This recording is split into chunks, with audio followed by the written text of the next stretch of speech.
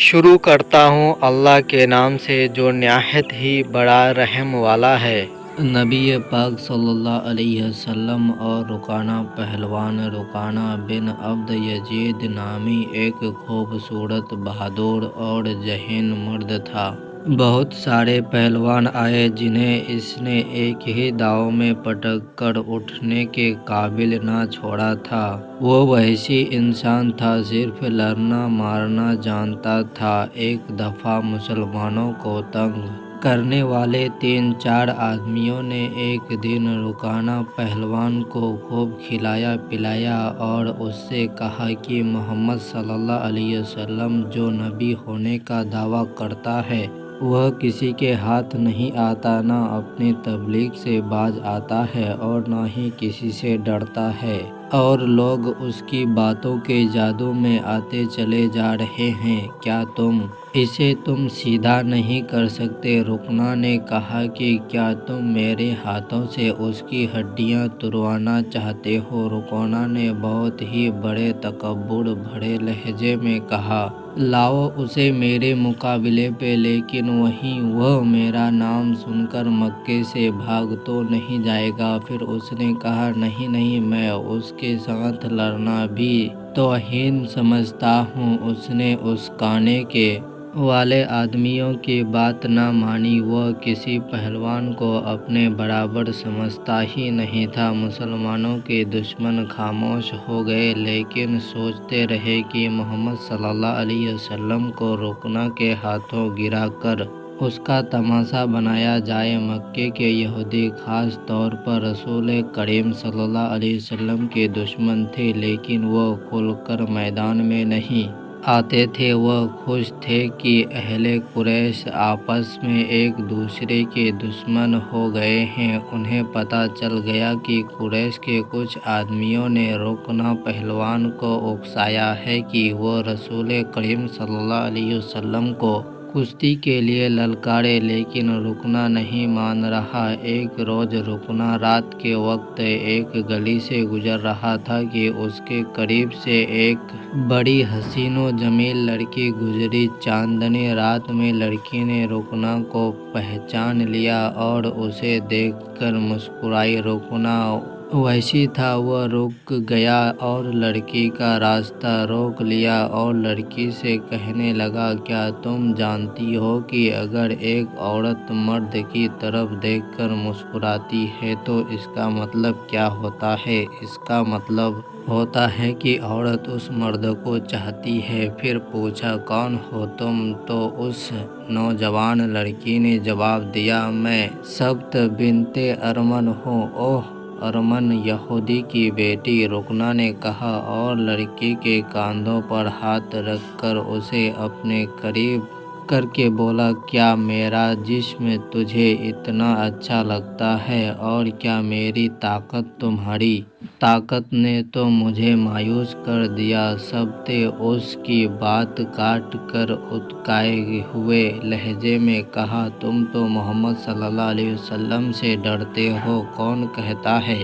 سبت نے کہا، اس لیے پہلے محمد کو گراؤ، میں اپنا جسم تمہیں انعام میں دے دوں گی۔ اللہ کے بیٹوں اور بیٹیوں کی قسم، میں تیری بات پوری کر کے تیرے سامنے آؤں گا۔ رکانہ نے کہا، لیکن تو نے یہ غلط سنا ہے کہ میں محمد صلی اللہ علیہ وسلم سے ڈرتا ہوں۔ دراصل بات یہ ہے کہ میں اپنے سے کمزور سے لڑنا اپنی توہین سمجھتا ہوں، لیکن میں تیری بات پوری کروں گا۔ مشہور مورخ اتہاس کار ابن ہشام نے لکھا ہے کہ رسول کریم صلی اللہ علیہ وسلم نے خود رکانہ پہلوان کو کشتی کے لیے للکارا تھا، لیکن دوسرے مورخوں نے جو شہادت پیش کی ہے وہ صحیح معلوم ہوتی ہے کہ رکانہ نے محمد صلی اللہ علیہ وسلم کو کشتی کے لیے للکارا اور اس نے کہا، میرے بیٹے، تم بڑے دل اور بڑی جرأت والے آدمی ہو۔ میں یہ بھی جانتا ہوں کہ تم جھوٹ بولنے سے نفرت کرتے ہو، لیکن مرد کی جرأت اور صداقت کا پتہ آخرے میں چلتا ہے۔ آؤ میرے مقابلے میں آخرے میں اترو، اگر تم مجھے گرا دو تو میں تمہیں اللہ کا بھیجا ہوا نبی مان لوں گا۔ اللہ کی قسم تمہارا مذہب قبول کر لوں گا، لیکن ایک بھتیجے اور چاچا کی کشتی نہیں ہوگی۔ رسول اکرم صلی اللہ علیہ وسلم نے رکنا کی للکار کے جواب میں کہا، ٹھیک ہے، یہ لڑائی ایک بت پرست اور سچے دین کے پیغمبر کی لڑائی ہوگی۔ اگر تو ہار گیا تو تو اپنا وعدہ نہ بھول جانا۔ یہ خبر مکہ میں صحرا کی آندھی کی طرح پھیل گئی۔ رکنا پہلوان اور محمد صلی اللہ علیہ وسلم کی کشتی کا مقابلہ ہوگا، اور جو ہار جائے گا وہ جیتنے والے کا مذہب قبول کر لے گا۔ قریش کا بچہ بچہ، مردوں جان اور یہودی ہجوم بھیڑ کر کے آ گئے۔ مسلمانوں کی طاقت اس وقت بہت تھوڑی تھی، تو تلواریں اور باردیوں سے مسلح ہتھیار بند ہو کر آئے، کیونکہ انہیں خطرہ محسوس ہو رہا تھا کہ شاید قریش کشتی کو بہانہ بنا کر رسول کریم صلی اللہ علیہ وسلم کو نقصان پہنچائیں گے۔ عرب کا سب سے زیادہ طاقتور اور وحشی پہلوان رکنا بن عبد یزید رسول کریم صلی اللہ علیہ وسلم کے مقابلے ایک طنزیہ نظر ڈالی اور آپ پر تھپکی کسی۔ آپ صلی اللہ علیہ وسلم نے دعا پڑھی، بسم اللہ توکلت اللہ ربی و ربکم۔ زاد المعاد میں علامہ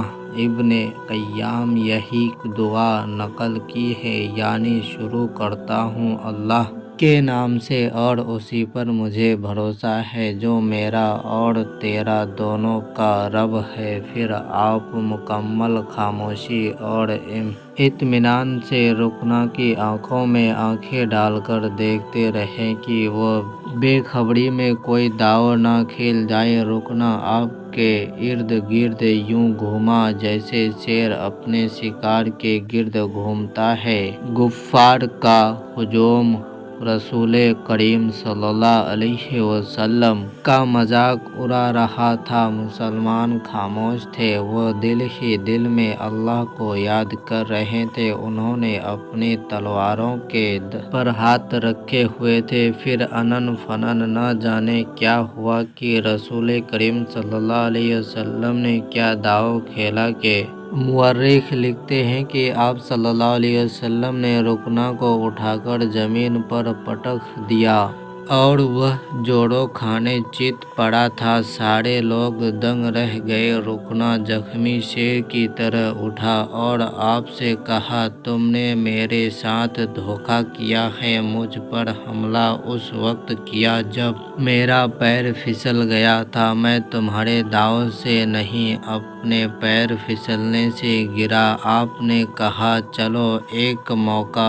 اور لے لو۔ رکنا پھر حملہ آور ہوا، اور آپ نے پھر وہی داؤ کھیلا اور دوبارہ اسے پٹک دیا۔ فیصلہ کرنے والوں نے فیصلہ کر دیا کہ رکنا ہار گیا۔ رکنا پھر بھی نہ مانا اور کہا، تم لوگ مانو گے نہیں، لیکن دراصل محمد نے مجھ پر داؤ اس وقت کھیلا جب میری پلک جھپک گئی تھی اور میں دیکھ نہیں پایا۔ پھر آپ صلی اللہ علیہ وسلم نے کہا، سن رکنا، اگر تیری آنکھ جھپک گئی تھی اور میرا داؤ اسی وقت چلا تھا تو ایک اور موقع لے لو، لیکن یہ کشتی آخری ہوگی۔ تیسری بار رکنا بہت جوش خروش کے ساتھ آپ پر جھپٹا۔ اس بار بھی آپ نے زیادہ وقت نہیں لیا اور اسے انن فنن میں ہی تیسری بار بھی پٹک دیا۔ بھاری بھرکم جسم 3 بار پٹکا تو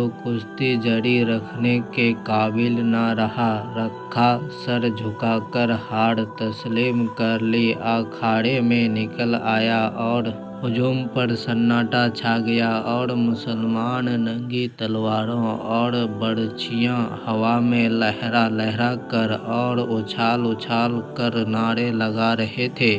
رسول کریم صلی اللہ علیہ وسلم نے للکار کر کہا، رکنا، اپنا وعدہ پورا کر لو۔ اور یہ اعلان کرو کہ آج سے تو مسلمان ہے۔ رکنا مسکرایا اور کہا محمد اپنا ایمان لو اور یہاں سے چلتے بنو۔ کیا تو نے مجھے اتنا بڑا سچا سمجھ لیا ہے کہ میں اپنا وعدہ پورا کروں؟ میری آج تک پوری زندگی ہی جھوٹ پر ٹکی ہے۔ مجھے قسم ہے لات و عزا کی، پہلی بار جب تو نے مجھے پٹکا تھا تو اس وقت بھی میں نے جھوٹ ہی بولا تھا کہ میرا پیر پھسل گیا ہے، اور اسی طرح دوسری بار بھی جھوٹ بولا تھا کہ میرا پیر پھسل گیا ہے، اور تیسری طرح دوسری بار بھی جھوٹ بولا تھا کہ میری آنکھ جھپک گئی تھی۔ میرا کوئی پیر نہیں پھسلا تھا اور نہ ہی میری آنکھ بند ہوئی تھی۔ وعدہ پورا کرنے کا تو سوال ہی نہیں پیدا ہوتا۔ جب کشتی کا انعام رسول اکرم صلی اللہ علیہ وسلم کو دیا جانے لگا تو آپ نے فرمایا میرا کام لڑنا اور کشتی کرنا نہیں ہے، یہ تو رکنا کا کام ہے، لہٰذا انعام کا اصل حقدار بھی وہی ہے۔ پھر آپ صلی اللہ علیہ وسلم نے انعام لے کر رکنا کے پاس گئے اور انعام اس کے ہاتھ میں تھمانے لگے۔ رکنا نے آج پہلی بار آپ کا نورانی چہرہ اتنے نزدیک سے دیکھا تھا۔ اس کے دل نے گواہی دی کہ یہ چہرہ کسی جھوٹی شخص کا نہیں ہو سکتا، تو اس پر عجیب سی کیفیت طاری ہو گئی۔ انعام کو زمین پر پٹک دیا اور ڈبڈبائی آواز میں کہا مجھے یہ انعام نہیں، وہ انعام چاہیے جو کشتی ہارنے پر مجھے ملنا تھا، یعنی مجھے مسلمان ہونا ہے۔ اور پھر مجمع کے سامنے کہا میں گواہی دیتا ہوں کہ اللہ کے سوا کوئی معبود نہیں اور آپ اللہ کے رسول ہیں۔ رکنا نے فتح مکہ کے دن اسلام قبول کیا۔ اللہ ہی بہتر جانتا ہے۔